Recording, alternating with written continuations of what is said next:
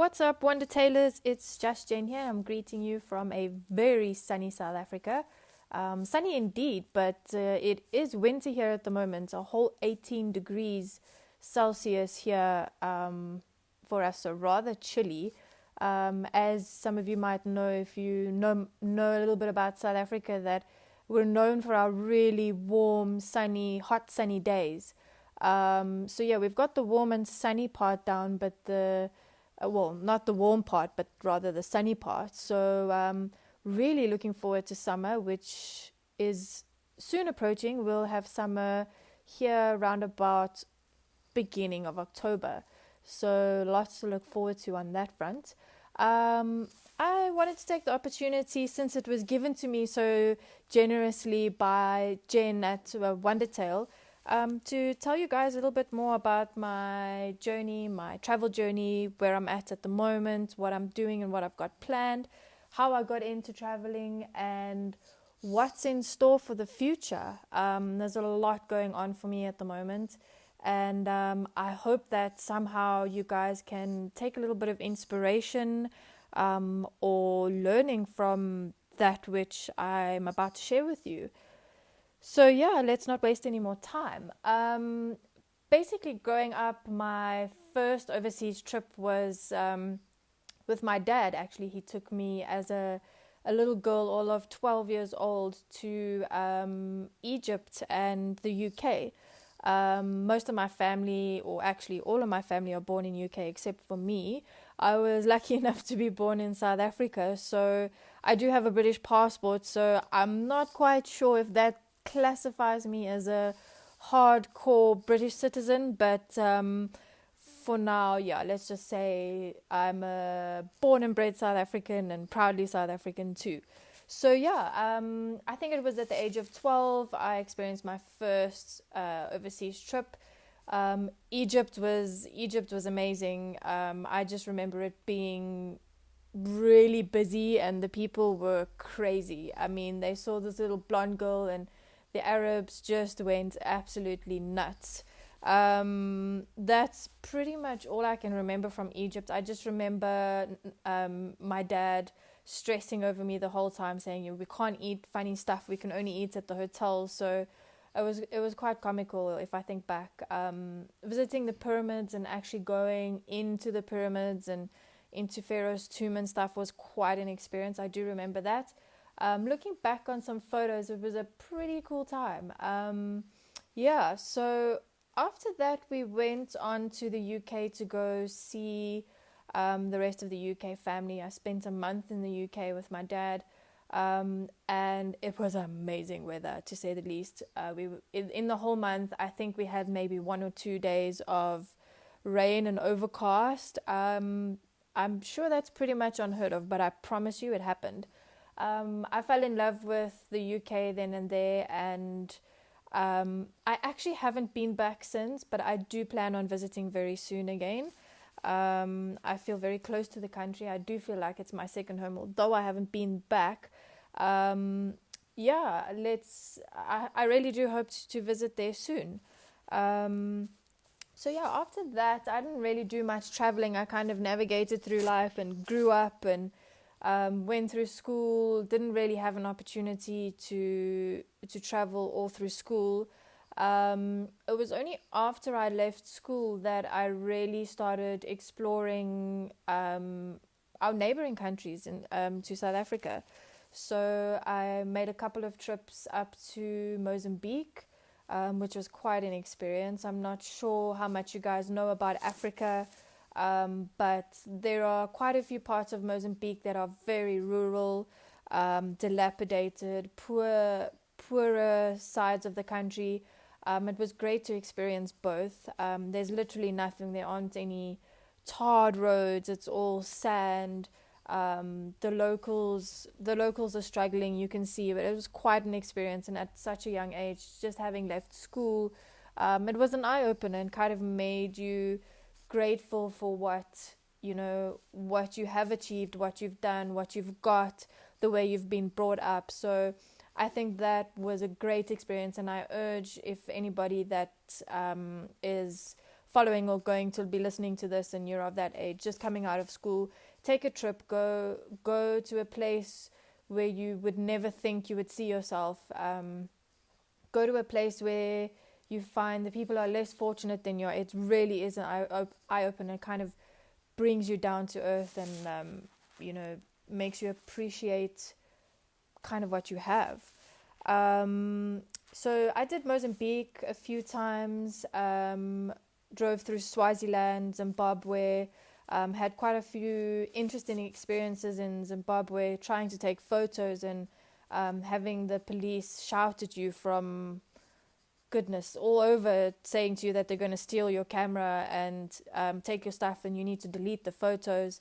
There's a lot of political uprising in the country at the time, and it was perfectly understandable. So me being a foreign tourist, taking pictures was probably not the best idea.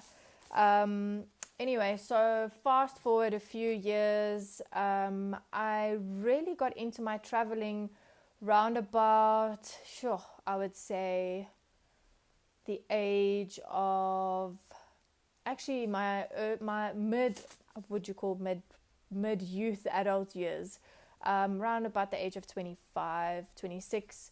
I'd gone through quite a few personal, emotional issues, and I had a friend that lived in Prague, in the Czech Republic, and she's also born and bred South African and moved over there for about 6 years to study and set up a life for herself there, and we were best friends growing up, and she was coming back here to restart her life back in South Africa, and kind of said to me, well, I need to go back to Prague to go pack up my life and close my bank accounts and whatnot. She's like, just come.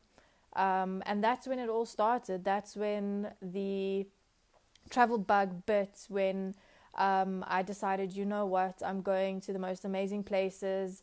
I'm going to have the most amazing experiences. Why not share them with the world? And that's when I started my, how would you say, I think nowadays they call it, there's so many names for it, but nowadays they call it digital nomad or travel, I don't know, there's so many. But anyway, it was literally, I think it took me less than 24 hours. I booked a plane ticket. I remember it was still, it must have been something like middle of November. And I was just like, it's probably the best idea and would probably be the best thing for me at the time. So I booked a plane ticket. I had 2 weeks to sort out my visa. Somehow I got that sorted out in literally a week and a half. So I had 2 days to spare, picked up my visa, and on Christmas Eve on the 24th of December, I think it was 2016 or 2015, got on a plane and off I went to Prague. I was there for about 3 weeks, of which 3 days we took a trip to Berlin. And needless to say, it was winter and my first really, really, really cold European winter experience. Let me tell you, I have never experienced winter like I did then. I think at one stage when we were in Berlin, the temperature dropped down to minus 14, sorry. Now for a spoiled South African girl that's spoiled with warm sunshine all year round, that hit hard. That got me. I was miserable. I mean, I loved the time there. It was amazing, but yeah, there were times when I was just like, what were you thinking, Jen? Like, this is not cool. Anyway, from there, I think the very next year, I took a trip to, a couple of months later, actually, I was fortunate enough to take a trip to Mauritius for a work opportunity. I was at the time, I was working a 9 to 5 in a advertising agency here. And one of my clients had a seminar or conference that they wanted to set up in Mauritius, and I was the account manager on that at the time. So I was very lucky enough to go to Mauritius and do a little bit of business and extend and have a bit of a vacation there afterwards as well. Lovely little island, Beautiful, but it was also around winter time there. Warm, not quite warm enough to swim in the sea. I did once or twice, but I'm a bit of a warm, hot-blooded creature, so I tend to stay away from cold water as such. But really great experience scooting around the island. I found that it was really expensive though, but nonetheless, it was a great experience. A couple months after that, I got an opportunity to. I actually saved quite a bit of money at the job and decided, you know what? So New York has been on my bucket list forever and a day. Specifically drinking Starbucks on Fifth Avenue, and myself and my partner at the time were like, you know what? Let's just do it. A spontaneous decision. Let's just do it. So 3 months prior to us departing, I booked plane tickets and got a really good deal. We planned a trip where we started off in Germany again, in Frankfurt, traveled a bit around Frankfurt, went up to Cologne, had a really, really amazing time in Cologne. What a beautiful little city. And let me tell you, the Germans, if any of you guys are German and you're listening to this, you guys know how to party, man. You guys know how to socialize. Every afternoon we were walking, it was round about maybe 4 o'clock or something.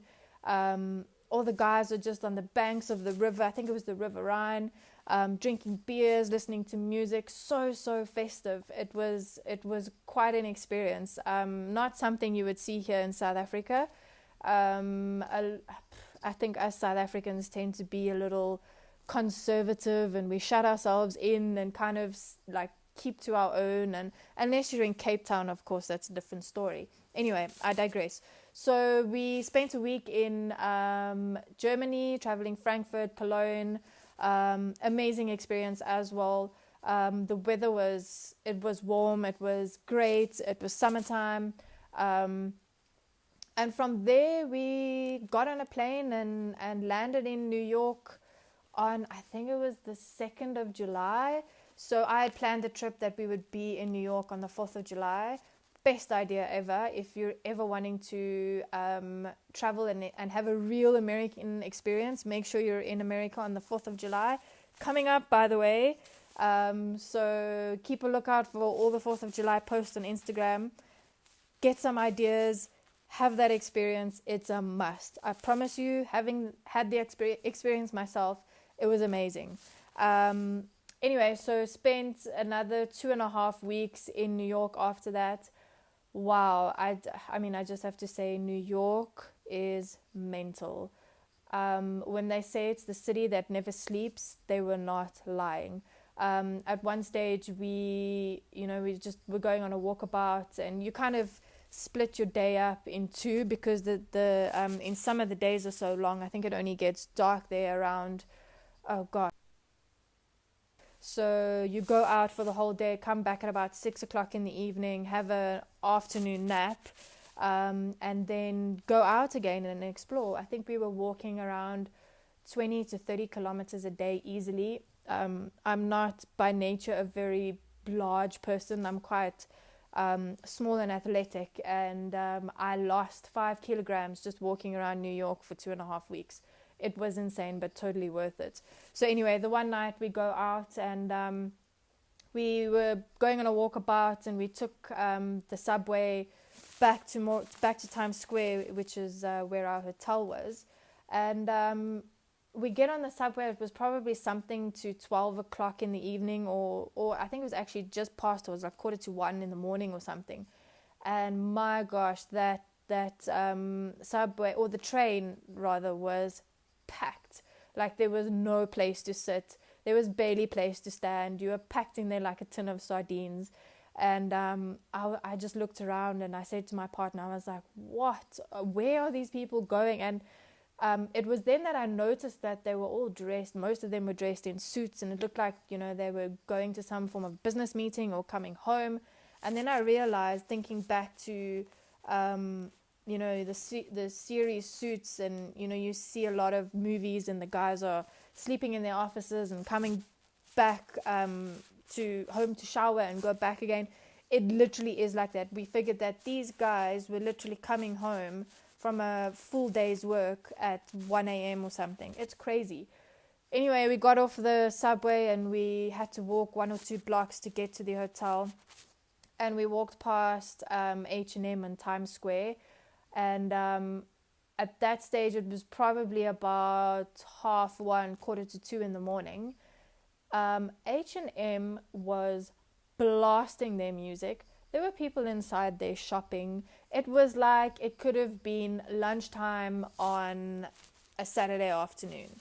It was the most insane thing I've ever seen. Sunday evening, probably let's say 11:30, 12 a.m. in the morning, Times Square is a buzz. The city just never stops. When we got back from New York, I just said to my partner, I was like, you know what? I need a vacation for that vacation because I was dead. You just don't stop. There's a constant buzz. Everybody's on their own mission. It's amazing. If you're looking for hype, if you're looking for energy, if you're looking for the most creative space known to mankind, New York is hands down by far the best place to go for that. So yeah, that was a little bit about New York. After that, I haven't really done much traveling, purely because I started a business. I actually quit my 9 to 5, and it's been a year now since I've quit. And I just wasn't feeling fulfilled in what I was doing. I felt that I had no purpose. I didn't feel like I was making a difference to the world or to somebody else's life by sitting behind a desk, earning the same salary, making somebody else's dream come true. And it just was not fulfilling for me anymore. So I decided, you know what, the only way to get out there and get it done is to just just move, and have a little faith, say a ton of prayers, and just go with it. And that's what I did. So currently it's been a bit of a challenge, but I do believe that there is breakthrough in sight and the end is in sight, and I will be traveling again really soon. But for now, it's building the business, it's making sure that what the plans that I have in place and the goals that I set out to achieve are achieved. And by doing that, if it means I need to take a bit of a back seat, or if the traveling needs to take a bit of a back seat for now, then so be it. The company I started is basically a social enterprise. What we do is, in a nutshell, is entrepreneur development. So I'm passionate about entrepreneurship. I've always wanted to be an entrepreneur myself, but never really kind of thought out what I could do or what I could be or what that meant. And so ultimately I wanted to take that passion and kind of instill it and share it with like-minded individuals. So what we've done is we've developed kind of a business box that can carry a whole bunch of products in, and it folds out into a table. It's typically geared towards the South African market. We've got what they call hawkers, which are these guys that sit next to the side of the street and sell different kinds of, we call it chips. Maybe some of you are more familiar with the phrase or term crisps, or curly fries, or some of them sell medication, hair products, all geared towards their market. And so we developed this box, and with it we give them formal training where they build up a certain amount of credits that they can take, and then use that towards a career path or a learning structure which is formal and qualified. So at the end of it, they leave with some form of a qualification or part thereof. And that was really my brainchild, stemming from the passion that I have for entrepreneurship. So that's basically my travels and my plans in a nutshell. I think I rambled a lot on about my individual travel experiences. There's so many I can share with you, but those were the ones that kind of popped into my head first. I hope you enjoyed them. I hope that somehow they inspired you to just get out and, just make a decision, figure out the nitty gritties later. Just do it, move, take that leap forward, travel. It's just the creativity that comes from it is, I can't even explain it. It just puts you onto another level in terms of creativity. So I hope this was useful. I hope this helped you. I hope it inspired you. Go give my friend Jen and Wandertale app a follow if you haven't followed already and you're listening to this for the first time. She's got a really cool initiative. Lots of cool stories have come from her page already. Go give the other Wandertalers a follow as well. Go listen to their stories. A lot of inspiration, a lot of insight.